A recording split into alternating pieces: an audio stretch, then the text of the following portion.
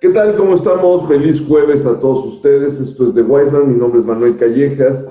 Estamos aquí de nuevo para darle un rato a estos temas que nos atañen a todos. A veces temas que creemos que son irrelevantes, pero tienen cierta importancia.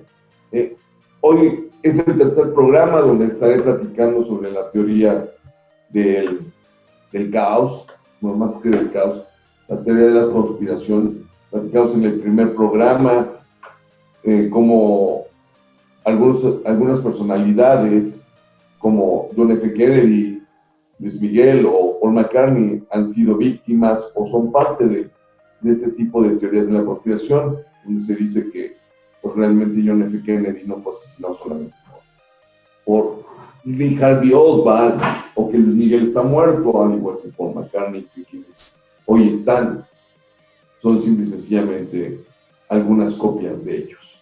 En el segundo programa hablamos un poco de la teoría de la conspiración, refiriéndonos un poco a los Illuminatis.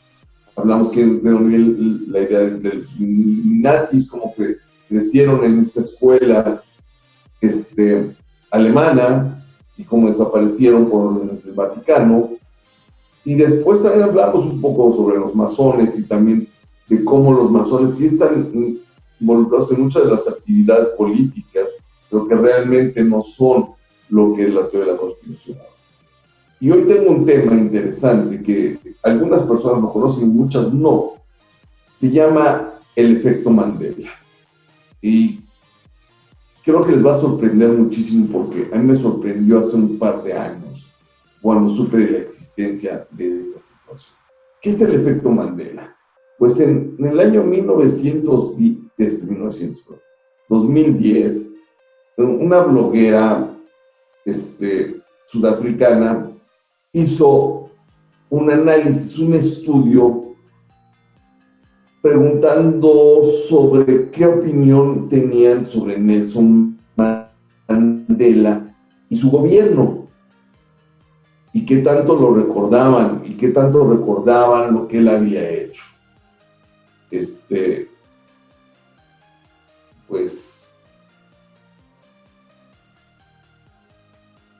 la pregunta es, ¿qué pasaría si al analizar las encuestas que se le hace a un grupo de personas, encontramos que un gran número de estas personas creen o saben o tuvieron conocimiento que Nelson Mandela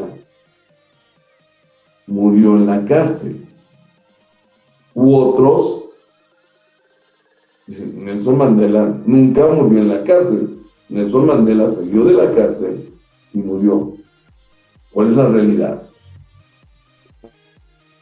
Enfoque usted si en la cárcel o Nelson Mandela salió de la cárcel y murió fuera de la cárcel. Lo sorprendente de todo esto fue como Fiona Bloom, esta bloguera, pueden buscarla por favor, descubrió que muchas personas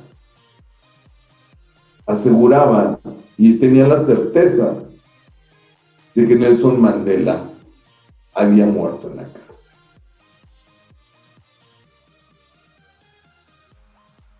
Recuerden que quiero que no se metan a ninguna fuente y piensen ustedes, Nelson Mandela murió en la cárcel o murió fuera de la cárcel. Contesten ustedes. Bueno, lo que empezó a darse cuenta esta mujer es que, ¿cómo era posible? No, o sea, había gente que recordaba el funeral después de la cárcel, estando en la cárcel de Nelson Mandela, o sea, pero no eran una ni dos, eran muchísimas personas. Y en 2015 vuelve a tirar la idea.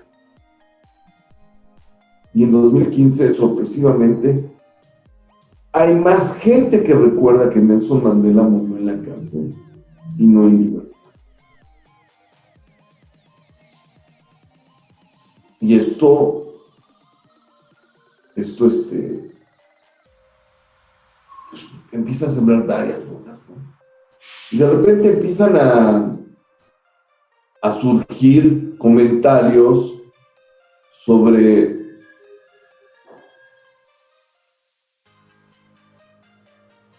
situaciones que personas recordaban que habían sucedido eventos, pero no eran como algunas otras personas lo recordaban. Y esto es lo que le da pie a lo que se conoce como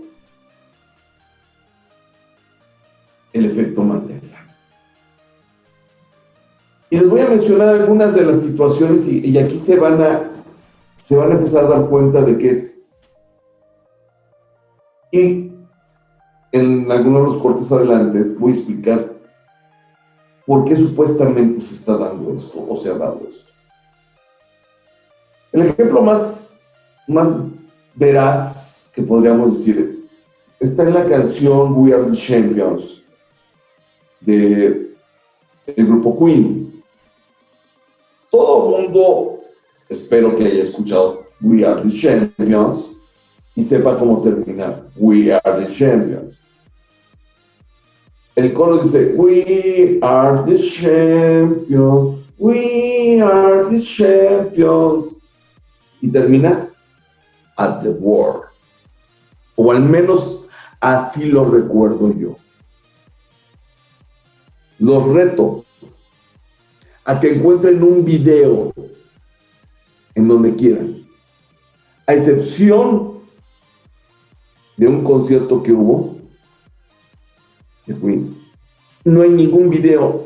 Es más, no hay ningún disco de Queen donde se reproduzca We Are the Champions, donde el final sea At the War. No hay. Lo reto. Yo recuerdo tácitamente que así terminaba la canción, At the War. Y hay un video en la red de un programa estadounidense, el Taxi Cab Driver, el conductor, el taxista, podríamos traducirlo así, donde este programa es un tipo que trae su taxi, es muy conocido, sube en personalidad, los entrevista, y en esta ocasión van con el Julia Roberts, van me estoy olvidando el nombre de este otro actor, y una conductora de televisión, Ellen DeGeneres, es la conductora, y pone la canción y la van cantando, y llega al final, y todos gritan, At the War. Y se dan cuenta que la canción no tiene At the War. Este es uno de los primeros indicios de lo que esta mujer sudafricana, Fiona Brown, empieza a tomar. Luego empieza a buscar indicios de cosas que ella recuerda que ahora no son así. Aquellos que vivimos los incidentes de Tiananmen en China, debemos tener muy fija la imagen de aquel individuo que se paró frente a los tanques para evitar la masacre. ¿Qué es lo que recordamos? ¿Fue aplastado? ¿No fue aplastado? Ese individuo. Recuerden, los que lo vivieron. El individuo que traía en manos. El individuo, en mi recuerdo, trae un paraguas y trae una bolsa. Los reto en este momento a que encuentren alguna imagen de Tiananmen, de ese hecho, y vean en la foto si el individuo trae unas sombrillas o paraguas y bolsas. y si la nota dice si fue arrollado o no fue arrollado. Los reto. Voy a ir a un corte, está muy interesante esto. Voy a ir poniendo por aquí abajo las ligas donde podremos ver algo sobre el efecto Mandela, pero se está poniendo sabroso. Mi nombre es Manuel Callejas, esto es The Wise Man. Nos vamos al primer corte y regresamos después de este breve espacio.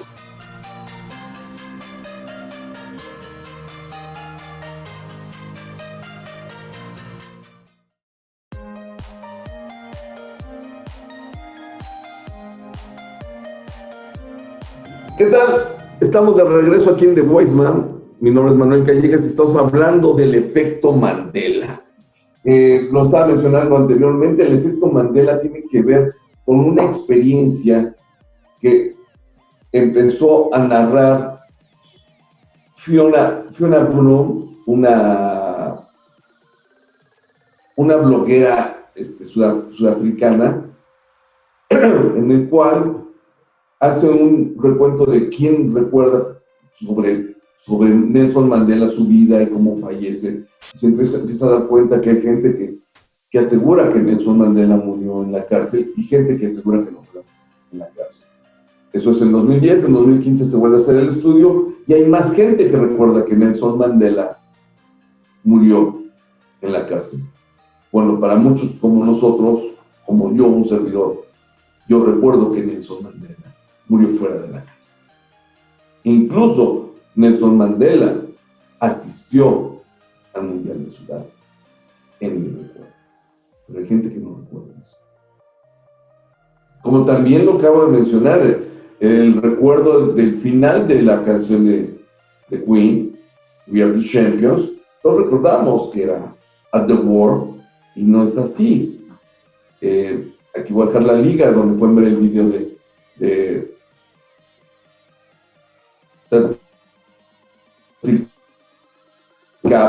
sorprende.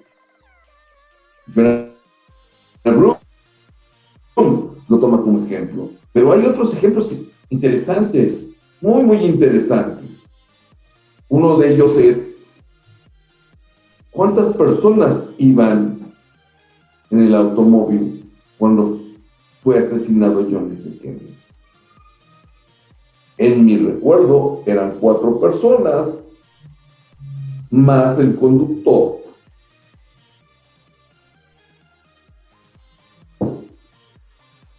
Pues descubrimos que hoy en día no existe una imagen donde vayan 4 personas más el conductor.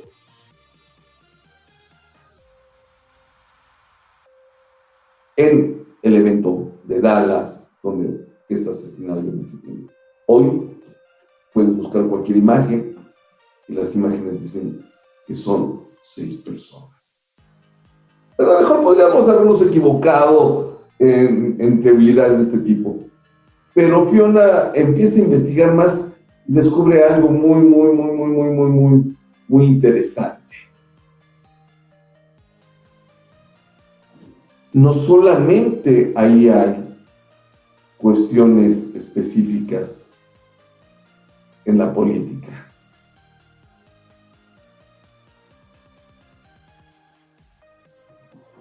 ¿Recuerdan la película Risky Business con Tom Cruise, aquella donde él sale bailando en ropa interior?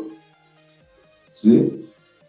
Bueno, mi pregunta es, ¿y recuerden? ¿Baila Tom Cruise con gafas oscuras o sin gafas oscuras? No me contesten a mí, contéstenselo ustedes mismos. En mi recuerdo, Tom Cruise baila en calzoncillos, en camisa, con calcetas blancas y con gafas oscuras. Los reto. Este es mi recuerdo. A lo mejor yo estoy mal, pero hay muchísima gente que lo recuerda igual. Los reto a que encuentren un corte en video donde suceda eso. Sí, existe, pero no con lentes oscuros. Curioso, ¿no? Otra pista de esto de el efecto Mandela. Y lo podemos ver básicamente en algo que muchos hemos utilizado de niños, y es el juego del Monopoly. El juego del Monopoly sale el monito, el millonario de sombrero de copa. ¿Cómo lo recuerdan? Escríbanme en su cara. La cara regordeta, de bigote, con monóculo. Si no, con monóculo, con un lente de un solo ojo. Me voy a ir a un corte. Recuerden cómo es el monito de Monopoly. Y regresando, tomamos esto.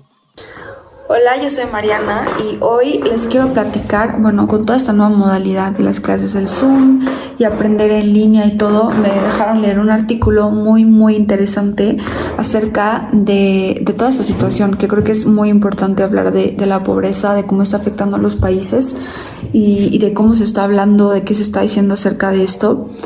Y es un artículo que fue escrito por un hombre que se llama Jason Hickel. Y este artículo está en inglés originalmente, por si lo quieren buscar, pero en español sería el título Los dobles estándares del racismo en el desarrollo internacional. Es esta premisa o esta premisa de gente, de filántropos, de gente que está en puestos altos del gobierno, en lugares de poder, de empresas, que habla acerca de que estamos haciendo un gran progreso en materia de derechos humanos y, para ser muy específica, en la pobreza. Que esto realmente viene de una premisa, de una falacia, que es de un pensamiento colonial. Y les voy a explicar por qué.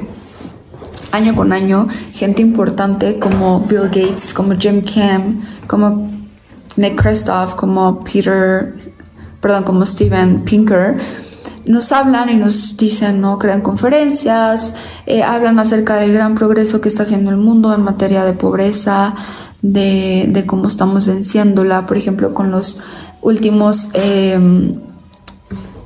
los planes de desarrollo sustentable por la parte de la ONU, que en inglés son los SDGs, acerca de cómo combatir la pobreza, los derechos de las mujeres, cómo vamos avanzando en materia en cuanto a eso, ¿no? Entonces, año con año se habla, ¿no?, de este gran avance que se está creando en cuanto a pobreza y, pues sí, de combatirla, ¿no? El último estimado por parte del Banco Mundial habla de que solamente 734 millones de personas viven con menos de $1.90 al día. Esto fue en el 2015. A diferencia de 1990, que era 1.9 billones de personas. Bueno, dices, wow, ¿no? Realmente es un gran progreso. Pero hay un problema con esta narrativa, porque no hay una base empírica que hable del 1.90 de esa base.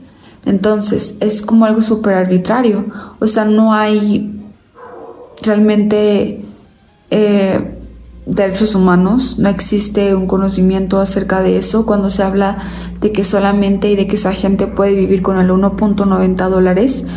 Entonces, la evidencia empírica que realmente hay, que se sabe por hecho que es así, es que el 1.90 por día obviamente no es suficiente para que una persona pueda tener una nutrición decente, pueda comer ciertos alimentos, pueda sobrevivir, esté sana, pueda ir a trabajar, pueda sobrevivir, sí, básicamente. Entonces, de hecho, 3.5 billones de personas viven con más de esto y siguen siendo pobres, siguen estando en la pobreza. Bueno, eso es algo que es un poco obvio, ¿no? Es importante reconocer que el derecho, que la pobreza mundial, esta línea, está ajustada por purchasing power. Esto, no sé realmente cuál es la palabra que se podría usar en el español, pero quiero explicar un poquito de esto. Básicamente, el purchasing power, que es el PPP, si lo buscan, habla acerca del estándar que se usa en el mundo para definir, por ejemplo, aspectos de básicos que se usa. Por ejemplo, cuánto te cuesta, es un decir, lo que te cuesta comprar. Había un estudio muy importante con la Big Mac que se hizo para crear los estándares de qué tan caro te sale comprar algo tan simple como una Big Mac, una hamburguesa en McDonald's en el mundo. Entonces, hablabas del Purchasing Power Parity, que así se llama. Por ejemplo, en México te cuesta comprarla ya convertida a dólares, es un decir 5. Es un decir. Y en China te cuesta 7. Y entonces eso todo obviamente está en dólares, se convierte. Entonces habla de cómo está en general ganarte ese alimento, conseguírtelo, para qué te alcanza con el sueldo, y se usaba la Big Mac como un estándar. Entonces, esto obviamente está ajustado en el mundo los 1.90 en el PPP, en dólares. Entonces, cuando vimos obviamente el 1.90 dólares, decimos, bueno, o sea, aquí en México sabemos que el dólar ahorita está a 21 pesos. Y dices, bueno, con 1.20 con 21 pesos me alcanza tipo para, ¿qué será? Unos 2 tacos, porque ni te alcanza para la coca. Entonces son 2 tacos. Entonces, ok, en China, ¿cuánto te alcanza con 1.90? Ah, no, pues me alcanza para, no sé, una comida, que lo dudo mucho. Pero eso es lo que nosotros creemos cuando nos hablan de esto, ¿no? De 1.90 la línea en el mundo de la pobreza extrema. Lo que no se sabe y lo que no se explica es que esta línea del 1.90 es de qué te puedes comprar realmente en los Estados Unidos. Entonces se dan cuenta, cuando yo leí esto me impresioné demasiado, porque yo sí tenía la idea de que era lo que se compraba en el país, o sea, convertir esos dólares en el país. Y obviamente las monedas, etcétera, pues vas ganando en ciertos aspectos. Pero cuando yo leí que ese 1.90 estaba basado sobre lo que puedas comprar en Estados Unidos, me di cuenta que esta retórica, esta premisa y todo es un chiste. O sea, nadie puede sobrevivir con ese 1.90. O sea, lo que te puedes comprar en Estados Unidos es nada. Entonces, solo para tener un poquito de concepción de lo poco que es este dinero, un economista que se llama David Woodward una vez calculó lo que sería vivir con eso en Inglaterra. Entonces, dijo que 35 personas tratando de sobrevivir con el sueldo mínimo, con no beneficios, con nada de dinero prestado, con ningunos ahorros, con nada, era básicamente extremo. O sea, era un deporte extremo. Imposible, casi. Todo esto nos hace cuestionarnos muchísimo, pues, ¿cuál es la premisa, no? Porque obviamente sabemos y reconocemos que en nuestros países no desarrollados, como muchos países del norte lo llaman, esta premisa del 1.90 realmente está basada en un total desconocimiento de la economía del todo, porque muchas veces se usaba el doble estándar, ¿no? De que no podemos, o sea, reconocemos que es, porque obviamente esta premisa es bastante racista, hay que reconocerlo, pero sobre todo se hablaba de la premisa de que esta gran diferencia era porque también existían economías separadas en cada país, entonces que no podía existir un estándar único en general.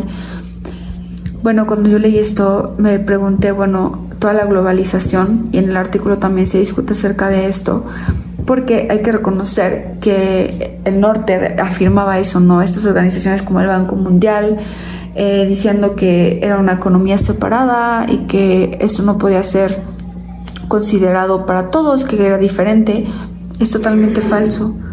Como dice aquí, realmente la economía, todo depende una de la otra. Realmente por ejemplo, toda la ropa que está, zapatos que están hechos, que Bill Gates usa, están hechos en Bangladesh, y luego la gente que los trae a México trabaja también en fábricas o cultiva en el campo para poder llevar la comida a Estados Unidos. Entonces, estas premisas de que la economía está basada en un ente separada, o sea, que no conforma una sola, es totalmente falso. No tenemos una economía sola, sino que el uso de la mano de obra barata, de esta separación que se crea, es colonial. y es parte del apartheid, incluso se compara en el video.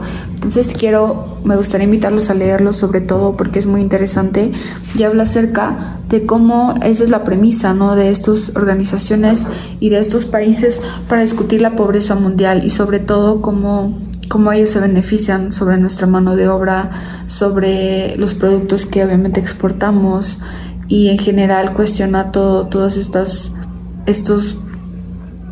cuestiones, estos problemas que están pasando.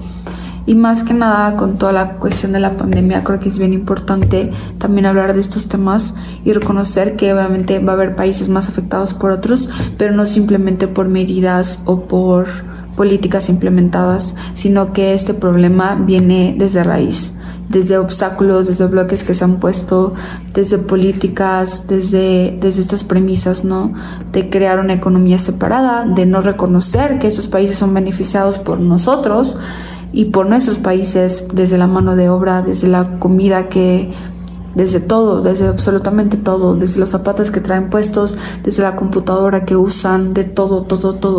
Entonces es bien interesante ahorita, y sobre todo tener un poquito de conciencia sobre estos temas y de saber, ¿no?, que este pensamiento colonial viene desde mucho tiempo y que ha sido la raíz y el gran problema de muchos de nuestros países.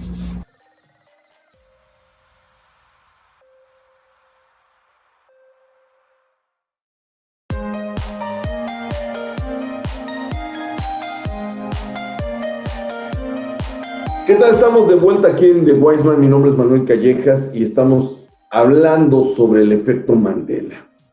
Y nos hemos quedado en cómo recordamos al monito insignia del juego Monopoly.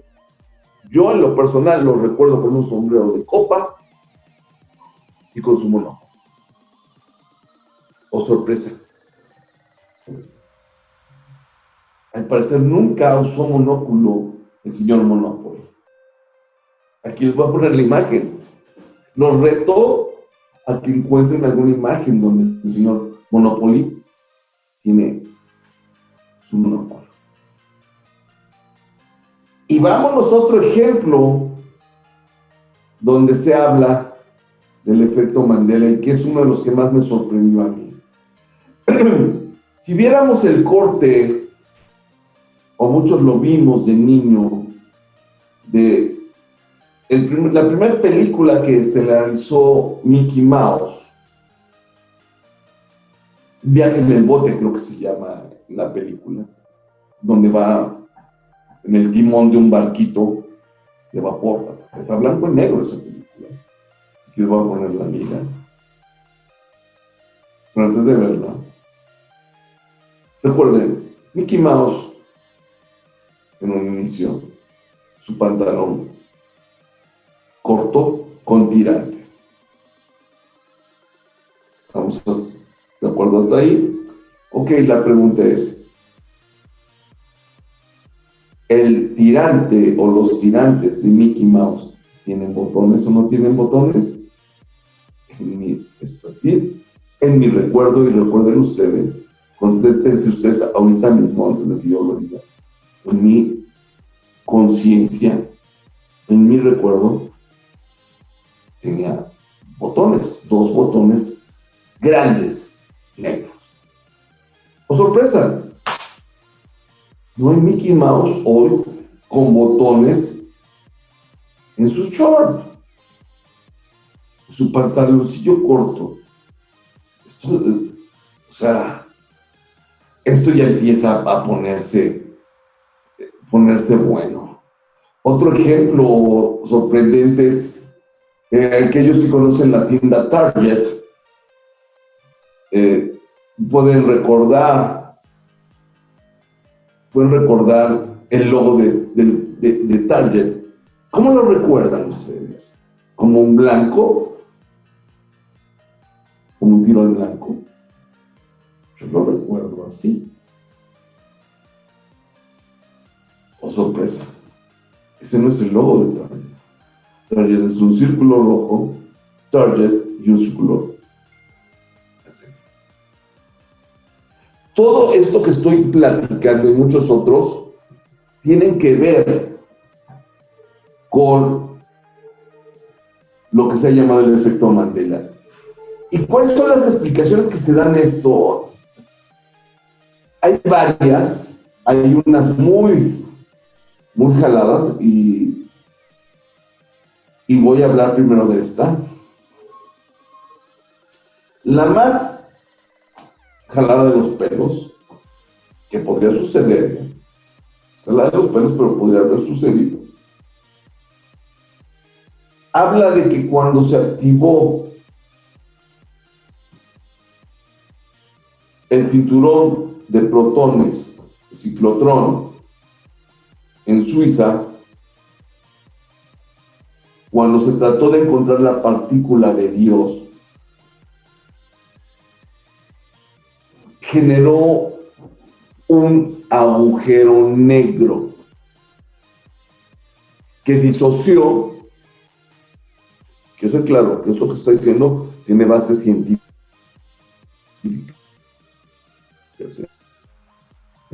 y realidades simultáneas de todo por el efecto espacio-tiempo, que esto tiene que ver con los agujeros de gusano y los viajes en el tiempo y en el espacio. O sea, hay teorías físicas que sustentan eso. Y posiblemente esto obligó que dos realidades alternas de nuestro planeta se fusionaran.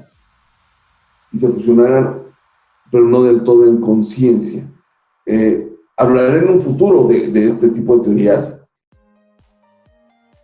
Hay de cómo que han estado en distintas realidades en el mismo espacio-tiempo, en la Tierra, y después regresan de alguna u otra forma a nuestra realidad actual. Esta es la más locochona, ¿no? Podría ser, no lo sabemos. Hay algo que se llama el sesgo de confirmación. El sesgo de confirmación es que recordamos cosas en base a creencias, a silogismos, que no tenemos la certeza, pero que lo hemos dado por hecho. Otro se llama la criptomencia. La criptomencia es cuando nuestro cerebro imagina de manera automática y análoga el cerebro nos remite recuerdos que no existen. También está lo que se llama el efecto de la desinformación, en la cual tienes el recuerdo que alguien te lo comentó, pero nunca lo viste y se te quedó como si fuera, ¿sí? Sin embargo, no sé si alguien habla que esto es una confabulación, se confabuló, es la parte de la teoría de lo que hemos hablado, en la cual de alguna u otra forma un grupo de individuos se han confabulado para cambiar nuestra realidad con algún sentido. Y es donde entra la teoría de la conspiración en el efecto Mandela. Pues los dejo a su criterio, ustedes sabrán. Comentaremos en un nuevo programa algunas otras cosas, básicamente sobre las realidades alternas. Es algo interesante. Y espero que haya sido de su agrado este programa. Los dejo ahora con la cápsula del doctor César Benedicto y agradezco a Marianita por su cápsula del día de hoy. Esto fue de Wiseman. Me despido y los dejo con la referencia literaria de esta semana. Saludos, César Benedicto. Nos vemos el próximo jueves. Muchas gracias a todos. Hasta luego.